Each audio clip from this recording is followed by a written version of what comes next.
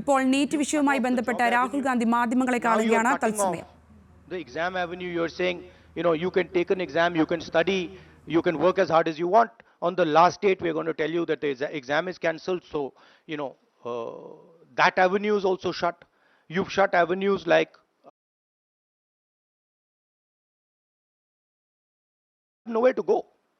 It doesn't matter whether you're an IIT graduate, IIT student, or you're trying to join the army. The youngsters in India simply have no way through. And it's not just a educational crisis. It's a crisis in pretty much every sphere that we are facing. Now, before the elections, it was very clear that there was massive control of the media, massive control of the other institutions, so people were quiet.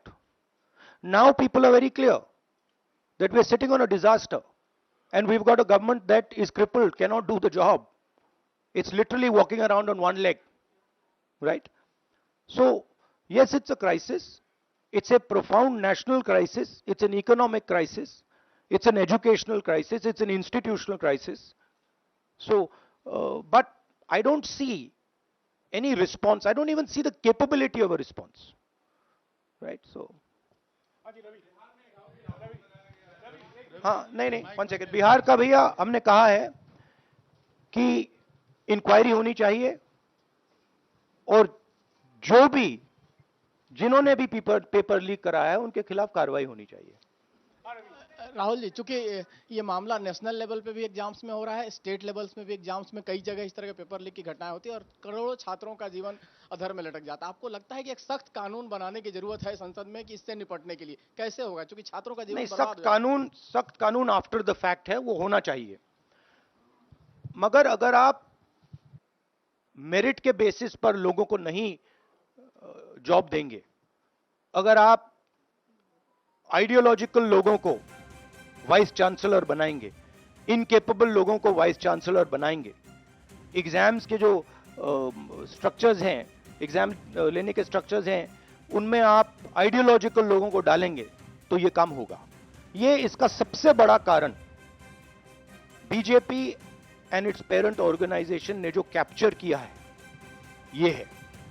और अगर आप culprit ढूंढना चाहते हैं तो मैं आपको बताता हूं जिन लोगों ने हिंदुस्तान के इंस्टीट्यूशंस को डिस्ट्रॉय किया है, जो पहले ऑब्जेक्टिव हुआ करते थे, इम्पार्शल हुआ करते थे, वो आज इम्पार्शल नहीं है, ऑब्जेक्टिव नहीं है, आइडियोलॉजिकल बना दिए गए हैं और मीडियोकर लोगों को इन इंस्टीट्यूशंस में बैठा दिया गया है. इसका मेन कारण यह है और इसका आप एपिसेंटर देखिए.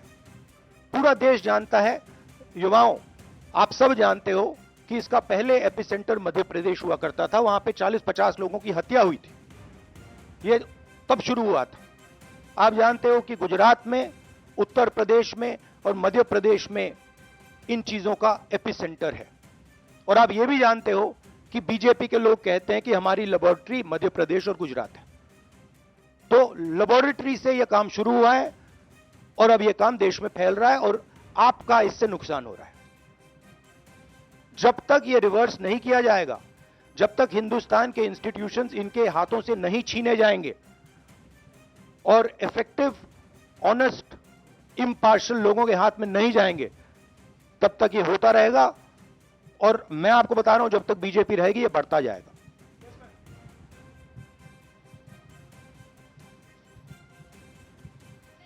सर, एनटीए के अंदर सारे एग्जाम्स आने लग गए हैं, नीट भी, नेट भी और इवन कॉलेज एडमिशन्स भी उसी पे हो रहे हैं. तो आपको लग रहा है ट्रांसपेरेंसी कहीं ना कहीं वहीं ख़त्म हो जा रही है, क्योंकि वो एक एजेंसी जो है वही सारा कंडक्ट करा रही है. तो आपने पार्लियामेंट में इस मुद्दे को उठाने को सोचा है कि एनटीए को कहीं ख़त्म करने की ज़रूरत है या बदलाव करने की ज़रूरत है? नहीं, देखिए, अगर हिंदुस्तान में बहुत सारे ऑनेस्ट लोग हैं, बहुत सारे ऑब्जेक्टिव लोग हैं, अगर ऑब्जेक्टिव लोगों को, ऑनेस्ट लोगों को आप ये काम दोगे, पेपर लीक नहीं होगा.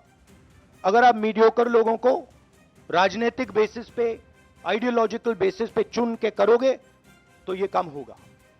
और ये मैं कह रहा हूं, दोहराता जा रहा हूं कि हिंदुस्तान की हर संस्था को कैप्चर कर रखा है.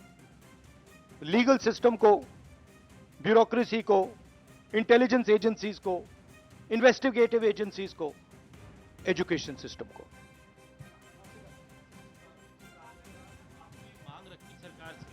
आपने अपनी मांगे रखी हैं सरकार से, लेकिन सरकार के पक्ष पहले ही सामने आ गया। एनटीए को जो एनटीए है एजेंसी, उसको क्लीन चिट एक तरीके से एचआरडी मिनिस्टर ने पहले ही दे दी है। तो सरकार का तो कहीं ना कहीं पक्ष साफ दिखाई देता है। उनका आगे आप लोग कैसे जाएंगे इसको? उनकी क्रेडिबिलिटी इन बातों में है ही नहीं। वो क्लीन चिट दें उसका कोई मतलब ही नहीं है। उनकी जीरो क्रेडिबिलिटी है। सब लोग जानते हैं कि एपिसेंटर मध्य प्रदेश, गुजरात एंड उत्तर प्रदेश। सबसे ज्यादा मेरी यात्राओं में सबसे ज्यादा पेपर लीक की बात यहीं आई थी। उत्तर प्रदेश में आई थी, मध्य प्रदेश में आई थी।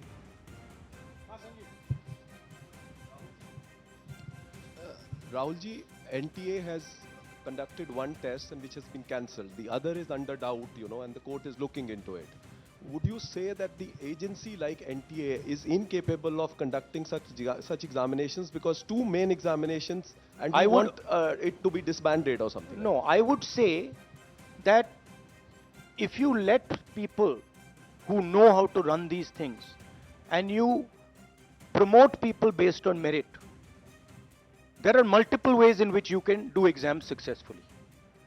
If on the other hand, you are constantly posting people who are mediocre, who do not have the skills to do these jobs, and you're posting them simply because they come from your same ideology, no system is going to work.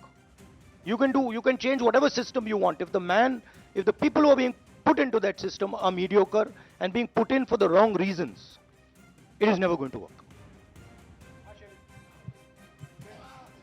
Sir, Last question.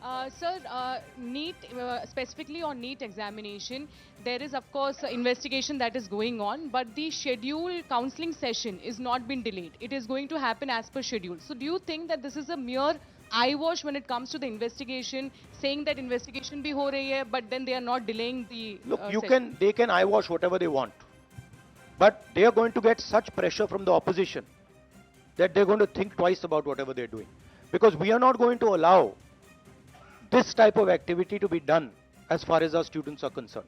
Our students sit there, they work, they spend months, they dream about these exams for years, they spend huge amount of money.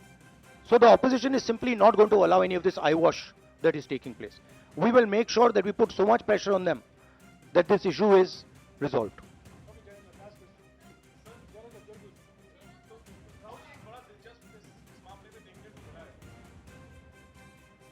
तो इसी विषय पर इस मामले में एक अजीब स्थिति है कि जो आरोपी हैं पटना में, वो स्वीकार कर रहे हैं कि उनको पेपर पहले मिल गया था, यानी सीधे सीधे पेपर लीक का केस है। और सरकार की तरफ से पहले तो क्लीन चिट दे दी गई, पेपर लीक से इनकार कर दिया गया, और अब बिल्कुल रेडियो साइलेंस है। नेट कैंसिल हो गया, नीट पर अभी भी स्थिति साफ नहीं है। तो ये जो स्थिति है, आरोपी कह रहे हैं पेपर लीक हुआ, मंत्री कह रहे हैं नहीं हुआ, इस पर आप क्या सोचते हैं? और नो कॉन्फिडेंस मोशन पार्लियामेंट में आप लोग लाने की कोशिश करेंगे? Silence is because Prime Minister is crippled. Right now, Prime Minister's main agenda is the Speaker. So he's not bothered about NEET, he's not bothered about all these things. He's bothered about कि भैया मेरी सरकार निकल जाए यहाँ से और मेरा Speaker बन जाए. Right? That is where he is right now. That's where his mind is. Right? So, essentially the main thing is that we have a government now, right, and a Prime Minister now, who will find it very difficult to function. The Prime Minister, if I might say so, is psychologically broken. He has collapsed, psychologically collapsed. And he will struggle, knowing his personality, he will struggle to run a government like this. Because his entire sense of running a government, the idea of running a government, Mr. Modi's idea is to generate fear in people, to frighten people, to make people not speak. You're aware of that. Now what has happened is people are not scared of him. And you saw the other day, I think somebody in Varanasi itself threw a chappal on his car. Right? So it's very clear. The basic concept കേന്ദ്ര of സർക്കാരിനും പ്രധാനമന്ത്രി നരേന്ദ്രമോദിക്കുമെതിരെ രൂക്ഷ വിമർശനവുമായിട്ടാണ് NEET പരീക്ഷാ ക്രമക്കേടിൽ രാഹുൽ ഗാന്ധി രംഗത്തെത്തിയിരിക്കുന്നത്. പരീക്ഷ ബാധിച്ചത് 2 കോടി ആൾക്കാരെ നേരിട്ടാണെന്നും സർക്കാരിൻ്റെ ഭാഗത്തെ അനാസ്ഥയുടെ നേർമുഖമാണ് നീറ്റ് പരീക്ഷാ വിവാദമെന്നും രാഹുൽ വിമർശിക്കുന്നു.